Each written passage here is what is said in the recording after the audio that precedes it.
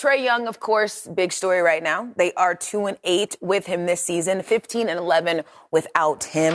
What do you make of those numbers, UD?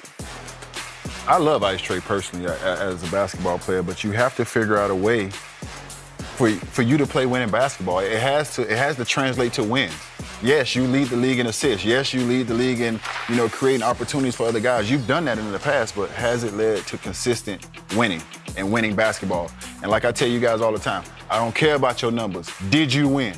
So at the end of the day, you want to be judged by wins and losses. And for Trae, I think that's where it's come to now. He's dominated the game one-on-one. He's dominated all those different aspects of the game. We see what he can do. Can you lead a team? Can you put your team in positions to win basketball games? And I think that is the question that we all have for Trae.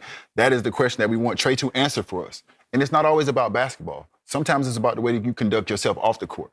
How can you get guys to follow you? Am I going to be the first one in the gym? Am I working out over the summertime? Different things like that just to build that leadership and to get those guys to follow you. So for me, I like Trae as a basketball player, but unfortunately, it has not translated into winning basketball. And they brought guys in to help. And all these guys have ended up leaving. So at some point, you have to look at yourself in the mirror and make an adjustment and make a change. And that's only going to come from Trae. Yeah, I mean, we've seen Jalen Johnson have a career year. We've seen Nikhil Alexander-Walker step his game up without Trae. I think Trae came in with a different kind of mentality of being that same person. When you see a team have success without you, kind of like J-Dub just said, sometimes you got to feel your way through it. You can't just assert yourself in like you're that guy you were before. The team's been successful. I think maybe he should look at coming back with a different perspective. Yeah, I mean, Trae's an unbelievable player, and he's done so much for that team and does a lot for that team when he plays, right? I sort of look at it from two different standpoints, right? Like when Trae is not on the floor, like Trae is so good with the basketball, and he creates off the dribble, gets guys going and all that. So I think when he's not on the floor, they sort of diversify their shot creation. Right? Like they have to hit ahead. We talked about that earlier. They have to swing the ball. Jalen Johnson does a great job rebounding, starting the break, kicking out. Nikhil Walker, he's been incredible. Yeah, right? yes. On both ends of the floor. Both ends of the floor, right? And that's a perfect segue into the last point. Today's NBA, you're seeing it with the Lakers. It is really hard to play somebody who is a mismatch defensively. And I mean that on the bad end, right? Mm-hmm. And Trae being his size, like that's just not an ideal matchup, I think.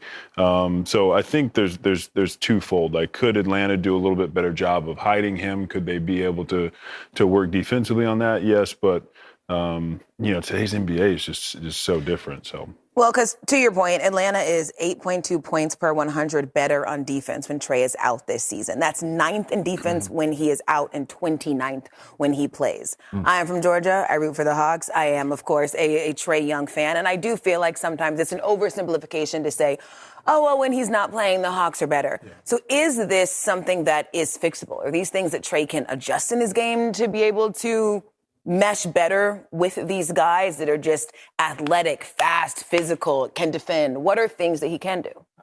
Well, I think it's definitely fixable. I think it's just, I think it's a little bit of coaching. I don't know. I'm not saying it's bad. It's just when you have a team that has been together, sometimes you have to do a little better job of incorporating your star.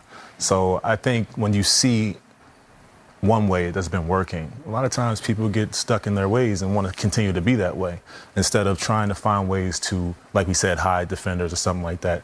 I mean, why would you do that if you don't have to when you have this lineup, something like that. So it could be a little bit of both. All right, well, the Hawks play in Toronto tomorrow night. We'll see what they can cook up. I hope they fix it. I hope they fix it. Trae makes a hell the of game, a basketball player. He makes the game very easy for a do. lot of people. So I think figuring out a way to help him on the defensive end is... Right. It's not too many guys that can do what he does with the basketball in their hands. And when the game is on the line...